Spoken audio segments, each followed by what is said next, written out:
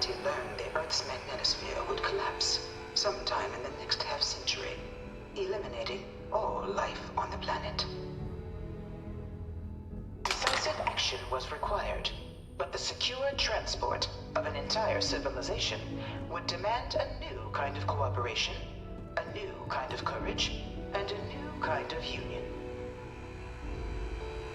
Thus, in 2159, the United Colonies were formed to make that journey possible.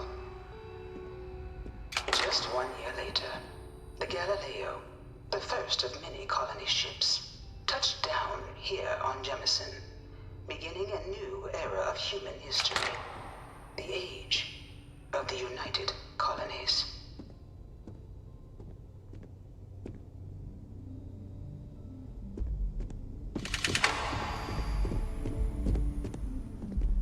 From their foundation, the United Colonies strove to provide all their citizens with opportunity, security, and peace. But there were those among the UC that still wanted something more: independence. So in 2161, the UC issued the Centaurus Proclamation, granting UC citizens the right to settle distant worlds and form their own sovereign powers. It wasn't long before the first new faction, the Free Star Collective, was formally organized in 2188. These were followed by House Varun, revealing themselves to the universe in 2230.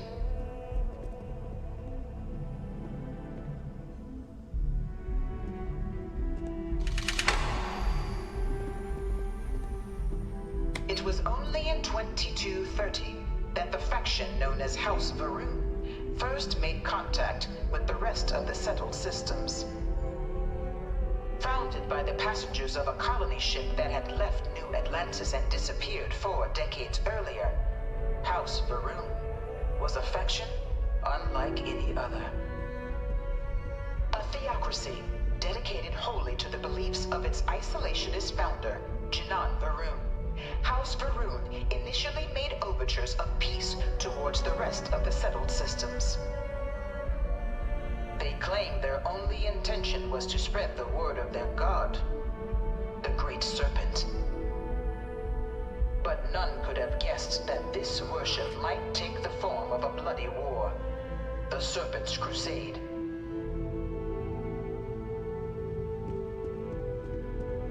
The Freestar Collective was initially founded in 2188, when the citizens of Aquila banded together with the pleasure city of Neon in mutual defense. But in 2194, after the deployment of a UC medical star station in orbit around their world, the citizens of Narion also requested to join the collective. The resulting rise in tensions between the Freestar Collective and UC culminated in the settled system's first intergalactic conflict, the Narion War. Despite a decisive victory by the UC, the colonies permitted the citizens of Narion to join the collective, forming the basis for the fiercely independent union that persists to this day.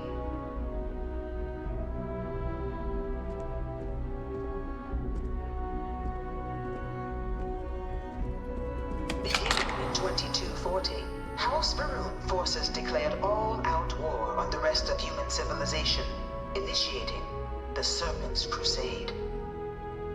Over the next 23 years, thousands of Freestar, UC, and independent souls were killed by agents of House Varun in the name of their serpent god.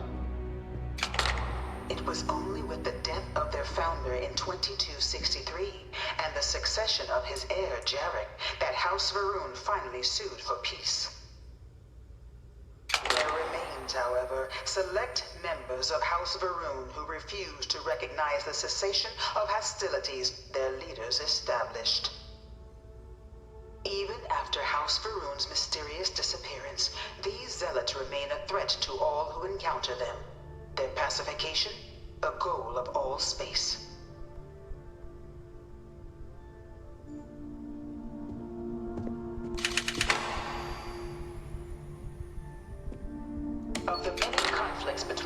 galaxy's factions, none was more brutal than the recent colony war between the UC and the Freestar Collective. Set off by the unauthorized Freestar colonization of Vesta's Pride in 2308, a direct violation of the Nerion Treaty, the colony war spread quickly across the galaxy. Both sides deployed every tool at their disposal. Armadas of warships, mechanized combat platforms, or mechs, even bioengineered alien creatures, the infamous UC xenoweapons. It was only in 2311 at the Battle of Cheyenne that the scales finally tipped. The Freestar Collective, utilizing their civilian fleet as a human shield, successfully crippled the superior United Colonies Navy. After their shocking victory against the galaxy's greatest navy, the Freestar Collective offered terms of peace, which the colonies, out of an interest in staving off any further human costs, accepted. The galaxy has been rebuilding ever since. The colony war was a horrible conflict that irreparably ruined existence. In the midst of the colony war, a different kind of tragedy struck the UC city of Londinian. A newly constructed but critical supply center for the United Colonies war effort, Londinian found itself overrun by one of the galaxy's most mysterious predators, the Terramorph. A rare but pervasive threat to all human-settled worlds, Terramorphs swept over the city, seemingly out of nowhere, on a scale never before seen in recorded history. Valiant efforts by the UC military slowed the onslaught, but the creatures proved unstoppable. Ultimately, the decision was made to destroy the Londinian spaceport, sealing off the city, the outbreak, and its citizenry from the galaxy at large. The tragedy of Londinian is mourned by the UC to this day.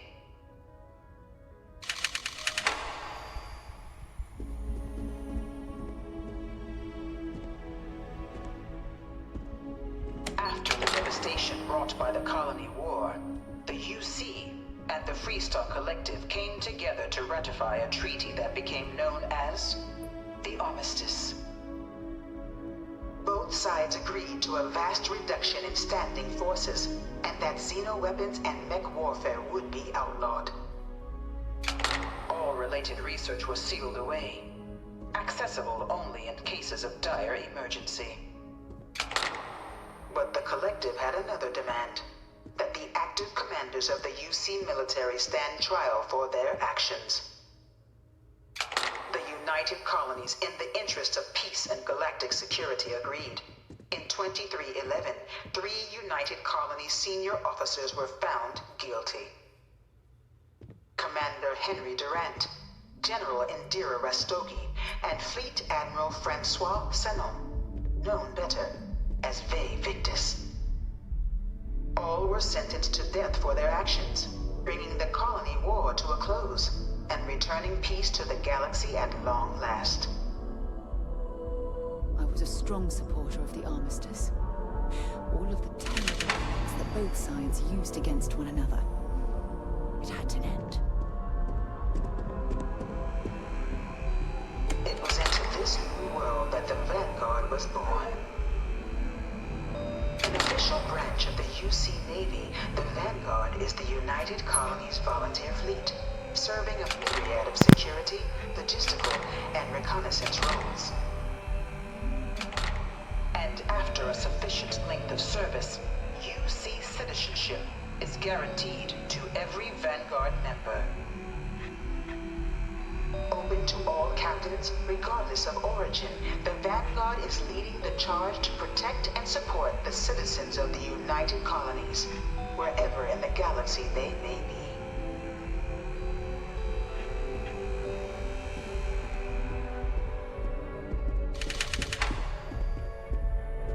No one is born a United Colonies citizen. Only through service to the UC can one hope to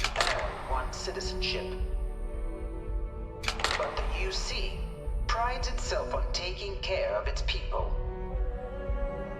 Cost of living controls means citizens pay less than their foreign counterparts for needs big and small. All citizens are issued a grant upon joining to get themselves on their feet. And only UC citizens have the opportunity to purchase property, getting the chance to live in one of the most beautiful cities in the settled systems. By joining the Vanguard today, you too can begin earning your place here, in the heart of galactic civilization, as a citizen of the United Colonies.